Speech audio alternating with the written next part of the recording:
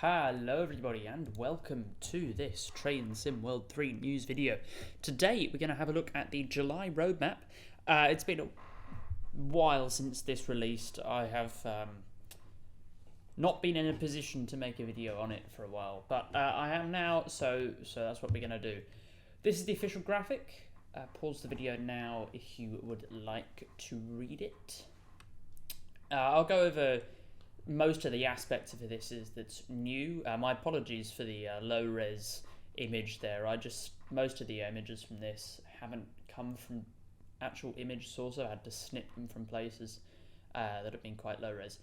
So what's new? We got the Class 700, which is actually coming today as I record this video, in the next few hours probably. The new US gameplay and livery pack. The HST livery and Great Western Express patch, Miller Main Line and West Rhine Railway updates, and a Niedertalbahn patch. And I'll talk about some other things as well, because some of those things there's not much to talk about. So we'll go straight into the Class 700. This is releasing today, within the next 12 hours for most platforms, for all platforms. There, it'll be £13. €16 and $17, and it will be available in bundles. So you could, depending on how much you own,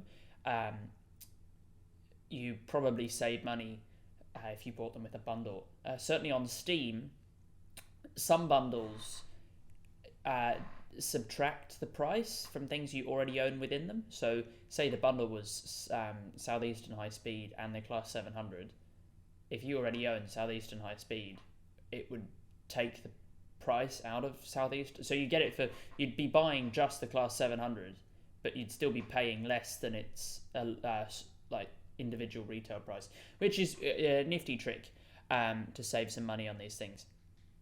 As a reminder, it is only for Southeastern High Speed, not for the Brighton Main Line, and it's only the shorter variant.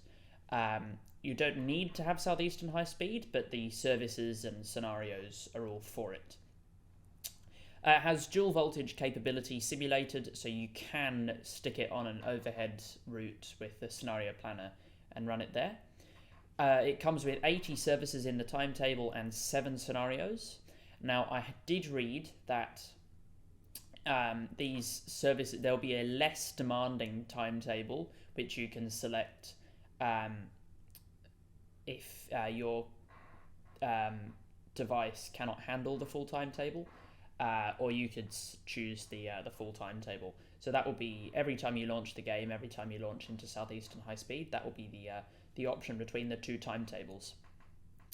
The stop markers that they talked about in a previous Dovetail Live article will not be featuring in release. They will be added to Southeastern High Speed in a future patch, which is a bit of a shame, but what can you expect from Dovetail? The manual has already released, and the actual unit will release today.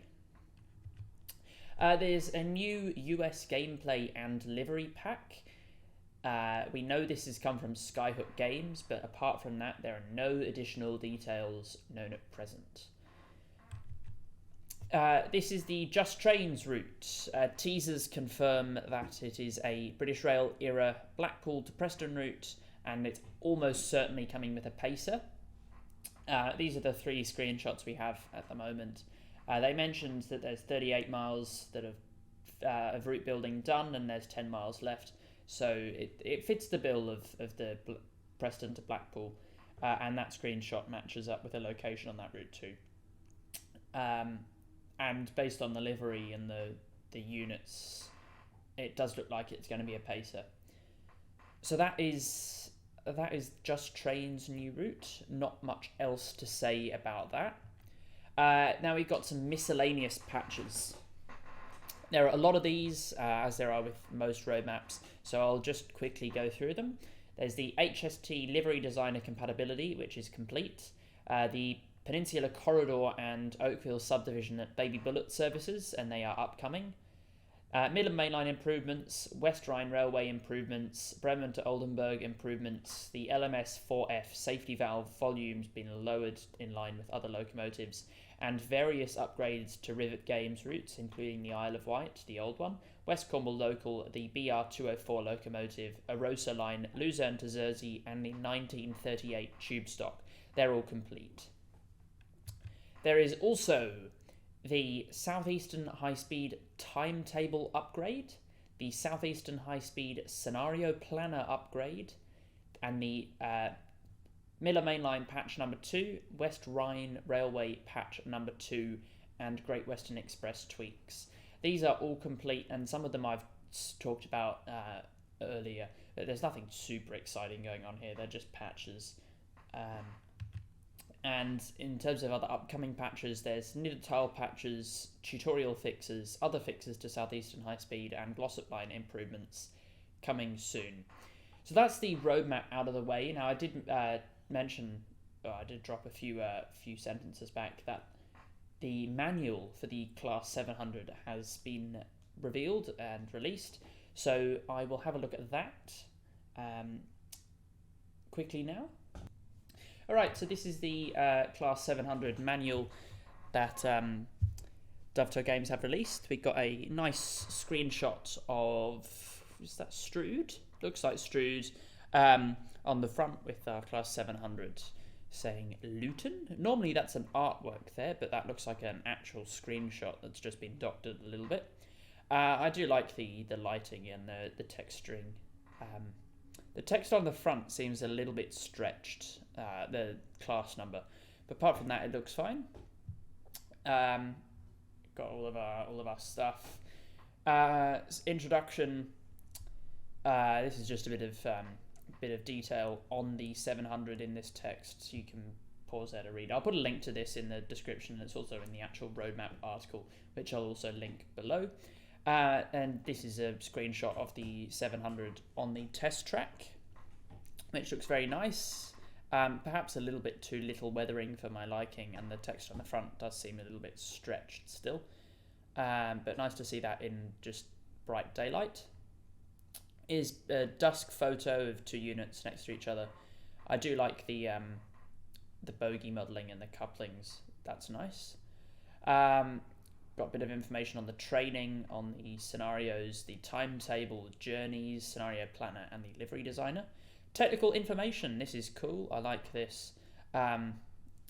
It's interesting stuff if you want to read this. This is only for the short version that we have in the game. Got all of the different coaches there, and Railfan guide. So if you see these, or if you've been on them or driven them, taking a screenshot of them, then you tick them off here. I don't know who would actually use this. If you let me know if you do, I'm genuinely interested to know how many people would use that. It got sort of more typical manual things like the cab layout. I thought the RLU8 initially when I saw it was an alpha texture. Turns out it's actually meant to look like that. I did a bit of research on that a while back because it doesn't look normal, but it's what it is. It got layout of the back of the cab, the TMS touchscreens, very European there. The DMI screen and GSMR, that also looks very European. Obviously the GSMR not so much. Procedures, cold start, shutdown, changing ends, emergency brake reset, change power modes. So that's the power modes. The two power modes are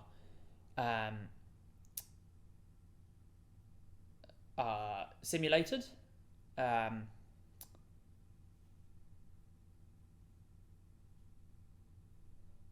Got the timetable here.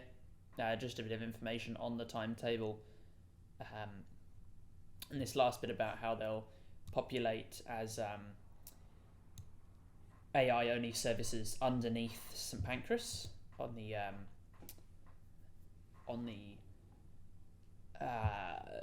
East Coast Main Line. That's the one. Words are not my friend today. Here we got a route of the a map of the route the trains are going to run on.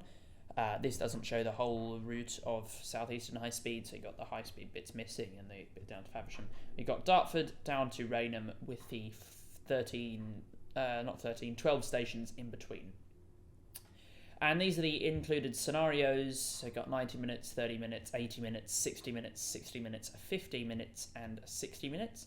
And there are some links in the bottom with another Dusk screenshot next to a 465.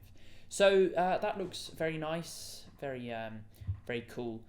Again, I'll leave this in the description, and I mean, if you get stuck driving this train, then go have a look at it. Other than that, I think that's just about it for this video. Thank you very much for watching. I hope you've enjoyed, and I'll see you all next time. Goodbye.